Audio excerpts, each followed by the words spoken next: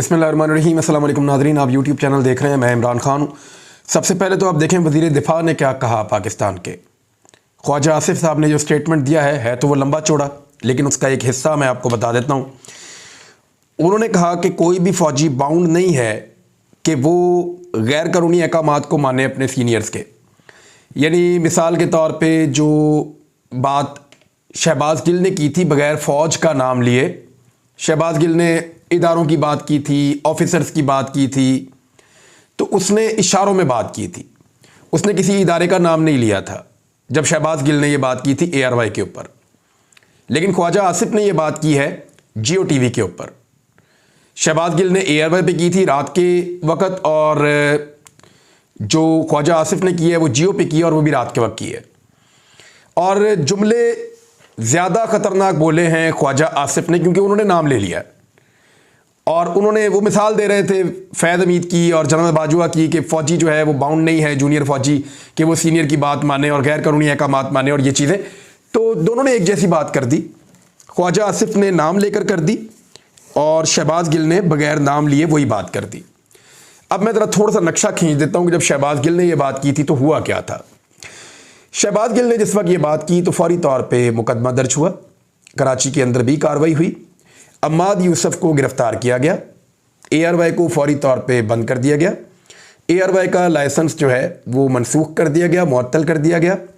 काशिफ अब्बासी जो है उनको लाहौर जाना पड़ा फौरी तौर पे उस रात निकल के। जो खावर घुम्मन साहब हैं उनको अपने गाँव जाना पड़ा फौरी तौर पर वहाँ से निकल कर। अरशद शरीफ साहब को इसी वाक़े के बाद पाकिस्तान छोड़कर दुबई जाना पड़ा फौरी तौर पे। हालात इतने ज़्यादा ख़राब कर दिए गए, ARY को बंद कर दिया गया, अम्माद यूसुफ गिरफ्तार भी हो गए और ज़मीन तंग कर दी गई सारे के सारे लोगों के ऊपर। दूसरी जानिब शहबाज गिल साहब जब अगले दिन, और ये मुहर्रमुल हराम का टाइम था, अगले दिन जब शहबाज गिल साहब जा रहे थे बनी गाला इमरान खान साहब के पास अपनी ड्यूटी पे, तो उन्हें रस्ते में जो है लॉ इन्फोर्समेंट वालों ने उनकी गाड़ी रोकी, शीशे तोड़े, उन्हें निकाला और उनको घसीट के ले गए। फिर शहबाज गिल साहब को ले जाने के बाद नंगा किया गया, उनको बदतरीन तशद्दुद का निशाना बनाया गया, उनकी बॉडी के नाजुक हिस्सों पे करंट लगाया गया और उन्होंने ये तमाम शिकायत की और वो खासे हद तक बीमार दिखाई दिए और खासे सहमे हुए और डरे हुए दिखाई दिए, क्योंकि एक अकेले आदमी को बहुत ज़्यादा टॉर्चर किया गया था जो दिखाई दे रहा था। और इस टॉर्चर की गवाही पाकिस्तान के बहुत सारे सहाफ़ी जिनके पास लिंक्स थे वो दे रहे थे। शहबाज गिल साहब को काफ़ी अरसे तक बाहर नहीं आने दिया गया। इमरान खान साहब ने इस मामले पे एहतजाज करते हुए एक्शन लेने की बात की, तो एक जज साहबा का उन्होंने नाम ले लिया, तो उस पर एक तौहीन अदालत भी हो गई और वो कार्रवाई भी चलती है और दहशतगर्दी के मुकदमात भी हो गए। तो ये है वो वाली कहानी। अब ख्वाजा आसिफ ने उससे ज़्यादा इंटेंसिटी का स्टेटमेंट दिया है और बाकायदा फ़ौज के इदारे का नाम लेकर दिया है। देखना यह है कि जिन लोगों को बहुत गम और गुस्सा था और जिन्हें यह लगा कि शहबाज गिल ने लिमिट क्रॉस की है, क्या उन्हें इस मरतबा भी ये लगेगा कि शहबाज गिल ने लिमिट क्रॉस की है, या फिर पाकिस्तान में कानून सिर्फ मिडिल क्लास के लिए है, आम पाकिस्तानियों के लिए है, उन पाकिस्तानियों के लिए है जो टैक्स देकर अपने खून पसीने की कमाई से इस मुल्क के इदारों को चलाते हैं। उन पाकिस्तानियों के लिए कानून ज़्यादा सख्त है जो पाकिस्तानी इस मुल्क का पहिया घुमाने के अंदर सबसे ज़्यादा मेहनत करते हैं, जो सबसे ज़्यादा डांट भी खाते हैं, सबसे ज़्यादा मार भी खाते हैं, सबसे ज़्यादा तजलील भी उनकी होती है, उनका हक भी छीना जाता है, उनसे टैक्सेस भी ज़बरदस्ती लिए जाते हैं और फिर उनके ऊपर ही सिर्फ कानून का इतलाक़ होता है, या अलीट क्लास के ऊपर भी कानून का इतलाक़ हो सकता है। क्या एक ताकतवर वज़ीर के ख़िलाफ़ भी कानून उसी तरह हरकत में आएगा जैसे एक शहबाज गिल के ख़िलाफ़ एक मिडिल क्लासिए के ख़िलाफ़ आया था? तो अगर कानून हरकत में नहीं आता तो पाकिस्तान का हर मिडिल क्लास ये जान ले कि पाकिस्तान में उसके लिए कानून कुछ और है, और एलीट के लिए, ताकतवर लोगों के लिए, या ताकतवर लोगों के दस्ते रास्त जो लोग हैं या उनके जो साथी बन जाते हैं, उनके मफादात का जो लोग तहफ़्फ़ुज़ करते हैं, उनके लिए पाकिस्तान में कानून कुछ और है। ये एक टेस्ट केस है।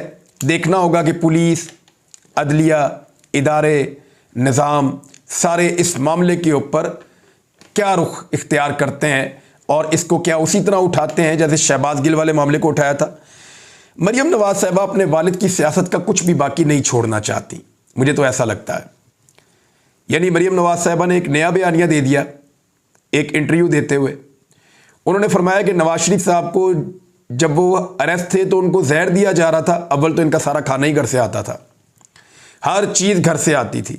और एक मिथ ये भी बताई गई थी कि जो डॉक्टर अदनान है वो कोई चीज़ नवाज शरीफ साहब को देता था जिसकी वजह से उनके प्लेटलेट्स गिरे, और उसके बाद वो टेस्ट करवा के मियां नवाज शरीफ साहब को फौरी तौर पे मैनेज करके पाकिस्तान से बाहर निकाला गया। और इसके अंदर कुछ लोगों ने, कुछ बहुत ताकतवर लोगों ने सहूलतकारी भी की थी। एक तो मिथ ये भी है और ये उस वक्त से चल रही है। मरियम नवाज साहिबा ने एक नया कट्टा खोल दिया है। उन्होंने कहा कि उनके वालिद को जहर दिया गया था और इसमें इमरान खान मुलव्विस था और कभी ना कभी ये सच बाहर आ जाएगा। और क्योंकि जहर नवाज शरीफ को दिया गया था तो वो जब हालत उनकी गैर हो गई, उनके प्लेटलेट्स गिर गए, तो फिर उन्हें पाकिस्तान से बाहर भेजने के लिए खुद ही मजबूर हो गए। एक तरफ कहती हैं जहर दिया जा रहा था, मारना चाहते थे, फिर दूसरी तरफ कह रही हैं कि उनको बचाना चाहते थे, उनको पाकिस्तान से बाहर भेज दिया। ये कोई दो बातें अलग अलग समझ नहीं आ रही। और अगर किसी जहर के नतीजे में नवाज शरीफ साहब के प्लेटलेट्स गिर गए थे और वो रिपोर्टें आ रही थी, तो फिर जैसे ही वो हीथ्रो एयरपोर्ट पे उतरे बरतानिया में, उनका जो पहला टेस्ट लिया गया और 3 दिन के बाद जो दूसरा टेस्ट लिया गया, उन दोनों टेस्ट के अंदर मियां नवाज शरीफ साहब के प्लेटलेट्स 2.5 लाख से ज़्यादा थे। तो चंद हज़ार से 2.5 लाख तक कैसे पहुंच गए? सिर्फ एक फ़्लाइट ऐसा कमाल कर सकती है? नहीं कर सकती। ये मैंने चैलेंज किया हुआ, और चैलेंज किए हुए मुझे 2 साल हो गए कि मैं पूरी की पूरी PMLN को और शरीफ ख़ानदान को चैलेंज करता हूँ कि उस हस्पताल की वो 2 रिपोर्टें, जिस दिन मियां नवाज शरीफ साहब 19 नवंबर 2019 को, गालिबन ये वो तारीख थी जिस दिन हीथ्रो एयरपोर्ट पे उतरे थे, उस दिन जो उनका टेस्ट लिया गया था प्लेटलेट्स का, वो रिपोर्ट चेक करवाएं, लेकर आए मंजरे आम पे, उसको दिखाएं कि जनाब इसके अंदर मियां साहब के प्लेटलेट्स कम है। 2.5 लाख प्लेटलेट्स थे और 3 दिन के बाद दोबारा वही प्लेटलेट्स थे। और फिर मियां साहब ने उन रिपोर्टों को क्लासीफाई करवा के छुपा दिया ताकि कोई और ना देख सके।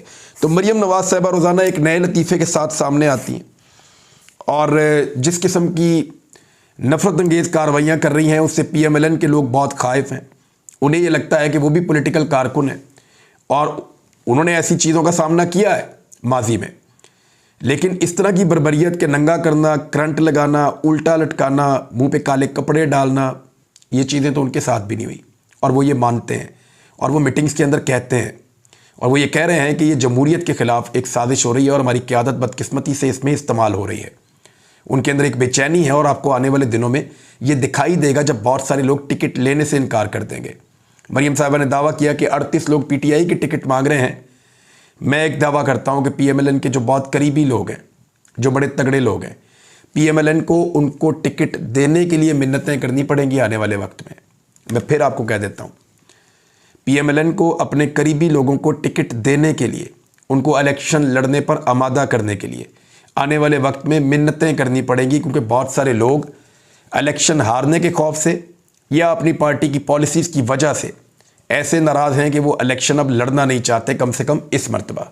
दूसरी जानिब पुलिस ने जो एक अजीबोगरीब किस्म का मामला घड़ लिया था कि जल्ले शाह जो है नौजवान कारकुन इमरान खान साहब का, जिसका कत्ल हुआ है, वो एक एक्सीडेंट में मारा गया, उसका पोल खुल गया है।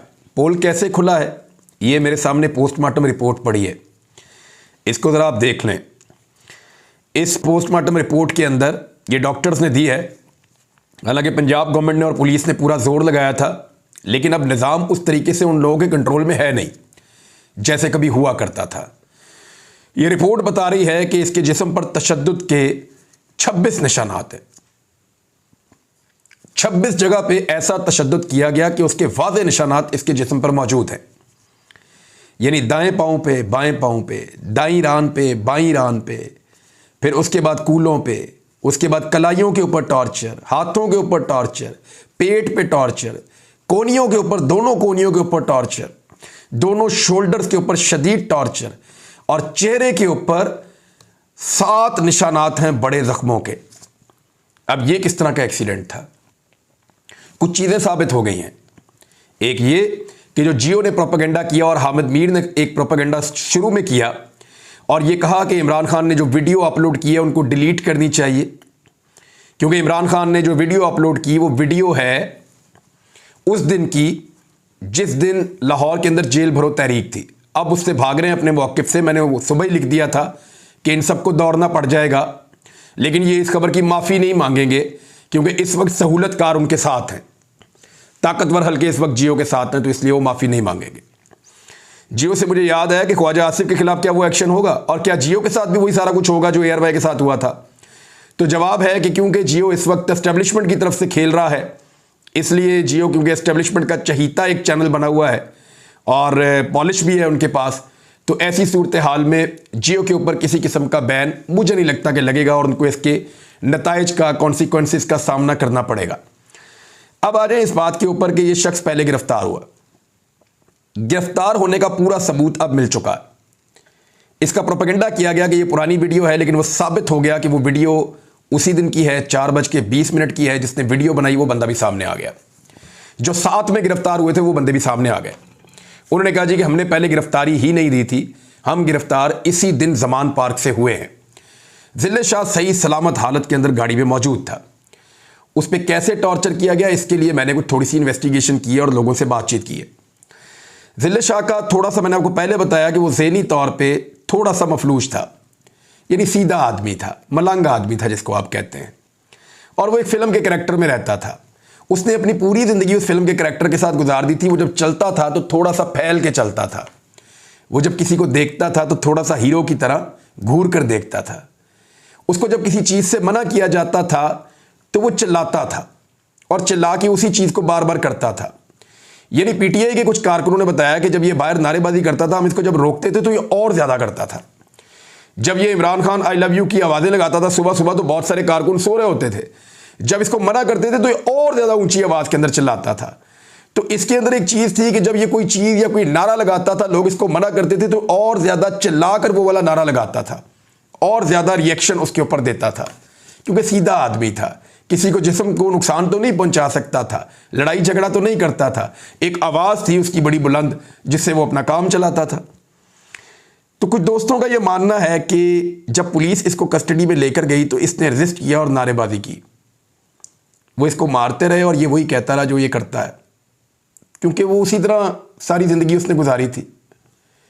वो तशद्दुद सहता रहा और वही कहता रहा जो वो कहता है। अब ये इसके कई इम्कानात हैं और ये बात जो है वो कुछ लोग इसका खदशा जाहिर कर रहे हैं। मेरी आरिफ हमीद भट्टी साहब से बात हुई तो आरिफ हमीद भट्टी साहब के बड़े भाई थे, अल्लाह ताला उन्हें गरीक रहमत करे, नवीद कमाल भट्टी साहब। ये नवीद कमाल भट्टी साहब का बेटा बना हुआ था, मलंग टाइप। वो इसको कपड़े भी लेके देते थे, जूते भी लेके देते थे, इससे बहुत प्यार करते थे वो। और जब ये अब्दाली चौक में आया करता था, जब हम लोग वहाँ रहते थे, तो ये ज़्यादातर उन्हीं के पास से उठ के आया करता था और नवीद कमाल भट्टी साहब को ये अपने वालिद की जगह समझता था। तो आरिफ हमीद भट्टी साहब से मेरी बात हुई तो उन्होंने भी मुझे ये बात कंफर्म की कि उनको भी इस बात का शक है कि पुलिस वाले इसको मारते जा रहे होंगे और ये चिल्लाता जा रहा होगा। वो जिस चीज़ से मना कर रहे होंगे ये वही चीज़ करता जा रहा होगा और उन्होंने ज़िद में आके इसको इतना मारा कि इसकी हालत गैर हो गई और इसकी डेथ हो गई। अब ये है सारी सूरत हाल और पोस्टमार्टम की रिपोर्ट जो चीज़ें बता रही हैं वो भी आप देख लीजिए। अली बिलाल की मौत दिमाग में गहरी ज़रब आने के बाद खून ज़्यादा बहने की वजह से हुई। जिगर और लबलबा में खून जमा होना भी मौत की वजह बना। दिमाग में खून जमा होने से अली बिलाल का ब्लड प्रेशर इंतहाई कम हो गया था। अली बिलाल को जिस्म के हसास अज़ा पर भी तशद्दुद का निशाना बनाया गया। Very unfortunate. इससे ज़्यादा बदकिस्मती और क्या होगी। यानी एक ऐसा आदमी जो किसी को ज़रर नहीं पहुंचा सकता, जो बिल्कुल बेज़रर था, जो कई दिनों से अपने लीडर से मिलने का इंतज़ार कर रहा था। और उसकी वीडियोज़ आप देखें, वो नाचता था, गाता था, डायलॉग बोलता था, सबको खुश रखता था, सबको गले लगाता था और वो एक रौनक बना हुआ था वहाँ पे। उसको जान से मार दिया। अब जिन लोगों ने मारा उनको नींद कैसे आएगी। इसका मुकदमा किस पे होना चाहिए, ये एक इम्पॉर्टेंट क्वेश्चन है। इसका जवाब पाकिस्तान तहरीक इंसाफ ने दिया है।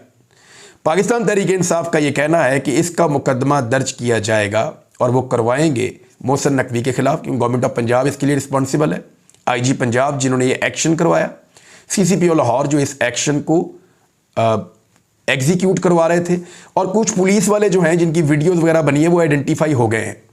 देखिए पुलिस वाले भी हमारे भाई हैं और मैं आपको ये बता देता हूँ कि जो काम आपने किया है ना, ये आपके गले पड़ेगा।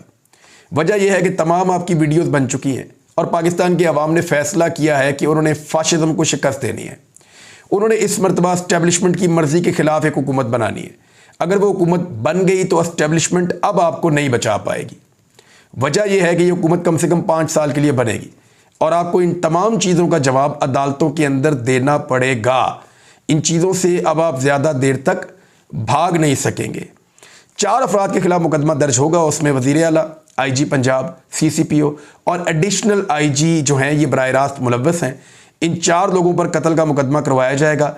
फवाद चौधरी साहब ने बड़ा क्लियरली इसके बारे में कह दिया है।